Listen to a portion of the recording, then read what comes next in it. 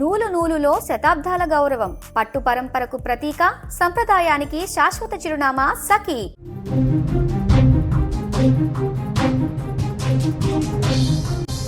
Breaking news చూస్తూ ఉన్న YCP నేత బొత్సకు అనారోగ్యం చోటు చేసుకున్నట్లుగా తెలుస్తుంది. గురువారం రాత్రి ఆయన ఒక్కసారిగా అస్వస్థకు గురయ్యారు. హుటాహుటిన హైదరాబాద్ కూడా ఆయన తరలించినట్లుగా తెలుస్తోంది. సిటీ న్యూరో సెంటర్ కు బొత్సకు చికిత్స అందిస్తూ ఉన్నారు. ఆందోళనలో వైసీపీ శ్రేణులు ఉన్నట్లుగా కూడా తెలుస్తుంది. బొత్స ఆరోగ్యంగా ఉన్నట్లు కుమార్తె అయితే ప్రస్తుతం ప్రకటించారు. బీపీ ఎక్కువగా ఉండడంతో ఆయనకి టెస్టులు చేస్తున్నారని కూడా కుమార్తె ఈ సందర్భంగా వెల్లడించడం జరిగింది. వైసీపీ సీనియర్ నేత ఎమ్మెల్సీ బొత్స అస్వస్థకు గురయ్యారు. గురువారం రాత్రి ఆయన అనారోగ్యానికి గురవ్వడంతో వెంటనే హైదరాబాద్ కు తరలించి ఓ ప్రైవేట్ ఆసుపత్రిలో చికిత్స అందిస్తూ ఉన్నారు బొత్సకు. ఆయన బ్రెయిన్ స్ట్రోక్ కు గురయ్యారని మొదట వార్తలు వచ్చినా కూడా వాటిని బొత్స కుమార్తె అనూష ఖండించారు. బీపీ ఎక్కువ కావడంతో టెస్టులు చేస్తూ ఉన్నారు. తన తండ్రి ఆరోగ్యంగా ఉన్నారని, ఎటువంటి ఆందోళన అవసరం లేదని కూడా బొత్స కుమార్తె అయితే తెలిపారు.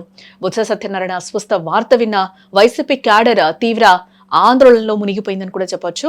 ఆయన త్వరగా కోలుకోవాలని పార్టీ కార్యకర్తలు, నేతలు కూడా ఆకాంక్షిస్తూ ఉన్నారు. హైదరాబాద్ లోని ఆసుపత్రి వద్దకు ఇప్పటికే పలువురు నేతలు కూడా చేరుకుంటూ ఉన్నారు. ప్రమాదం ఏమీ లేదని డాక్టర్లు చెప్తున్నప్పటికీ పార్టీ శ్రేణుల్లో మాత్రం టెన్షన్ కొనసాగుతున్నట్లుగా తెలుస్తోంది. గతంలో కూడా ఆయన ఒక్కసారి పడిపోయారు. వెన్నుపోటు దినోత్సవం సందర్భంగా ఆయన ప్రచార రథంపై ఒక్కసారిగా సొమసిల్లి పడిపోయిన విషయం కూడా మనందరికీ తెలిసిందే. ఆ తర్వాత కొన్ని రోజులకు ఆయన కోలుకోవడం జరిగింది.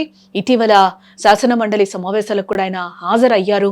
ఇంతలోనే బొత్స అనారోగ్యానికి గురయ్యారని తెలియడంతో అందరూ ఒక్కసారిగా అవాక్కవుతూ ఉన్నారు.